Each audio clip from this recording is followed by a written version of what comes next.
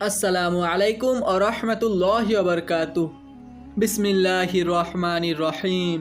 শুরু হচ্ছে মৃত্যুর সম্রাট অধ্যায়ের হিন্দুকুশ থেকে হিন্দুস্তানের তৃতীয় পর্ব। কিছু বোঝার আগেই শূন্য থেকে উদয় হওয়া মঙ্গলদের স্বভাব। জালাল উদ্দিন চরম বেকায়দায় পড়ে গেলেন। তার বাহিনী এখন এমন এক জায়গায় যেখানে তিনি কোণঠাসা বেড়ালের মতো আঁচড় কামড় দেয়া ছাড়া কিছুই করতে পারবেন না। দ্রুত নিজের বাহিনীকে তীর থেকে বেশ খানিকটা সামনে এগিয়ে নিলেন তিনি। সামনে আলপের খান, আমান মালিক, বায়ে তিমুর মালিককে রেখে বাহিনীর ঠিক মাঝখানে তিনি অবস্থান নিলেন।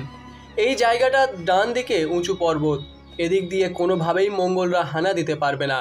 আমান মালিক তাই নিশ্চিন্তে চেঙ্গিজ খানের বাম বাহুতে থাকা জেলমে বাহাদুরের বাহিনীর ওপর আঘাত হানতে পারবেন। পেছন দিক থেকেও ভয় নেই, লড়াই হবে সামনের দিকে। এই ময়দান বেশ সংকীর্ণ, তাই মঙ্গলরা সংখ্যায় বেশি হয়েও একসাথে বড় রকমের হামলা করতে পারবে না। লড়াই শুরু হয়ে গেল।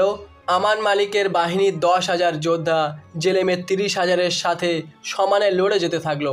বায়ে তিমুর মালিকের আক্রমণে সুবুদাই বাহাদুর চোখে অন্ধকার দেখতে লাগলেন। সুবুদাই কয়েক দফা পিছিয়ে গিয়ে নিজের সৈন্যদেরকে রক্ষা করার চেষ্টা করলেন, কিন্তু এতে জেবে নোয়াইনের ভ্যানগার্ডরা শত্রুর মুখে উন্মুক্ত হয়ে গেল। এবার আলপের খানের সাথে ঝাঁপিয়ে পড়লেন জালাল। প্রচণ্ড সংঘর্ষ শুরু হলো। তুর্কমানদের তীব্র গতির হামলায় চুরমার হয়ে গেল মঙ্গলদের অগ্রভাগ।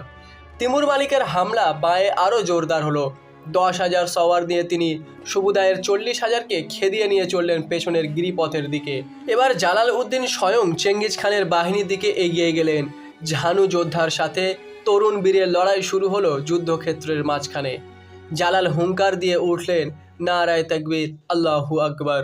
20,000 তুর্কমানের আক্রমণের বিরুদ্ধে চেঙ্গিজ খানের কমান্ডে থাকা 1,00,000 যোদ্ধা মিলেও টিকে থাকতে পারল না। ডান দিক থেকে তিমুর মালিক আর সামনে থেকে জালালের দুঃসাহসী হামলায় দলে দলে মঙ্গলরা পালাতে লাগলো। এমনকি চেঙ্গিজ খানের চিৎকারেও কাজ হচ্ছিল না তখন। খানের বাছাই করা তুর্গাউদ বাহিনীর 10,000 বাহাদুর দাঁতে দাঁত চেপে এগিয়ে এলো জালালের সামনে। এবার লড়াই আরও ভয়ানক রূপ ধারণ করলো। ফিনকি দিয়ে রক্ত ছুটছিল দুধারেই। তুর্কমান সওয়ারদের একটা উল্লেখযোগ্য অংশ শহীদ হয়ে গেল এবার। কিন্তু জালাল থামলেন না। তার বাহিনীর জওয়ানদের তরবারির আঘাতে কাতারের পর কাতার মঙ্গল বাহাদুর মাটিতে লুটিয়ে পড়তে লাগলো। চরম বিপদ দেখে ভয়ে পিছু হটে পাহাড়ের উপর চলে গেলেন চেঙ্গিজ খান। তাকে ধাওয়া করে অনেকখানি সামনে এগিয়ে গেলেন জালাল উদ্দিন।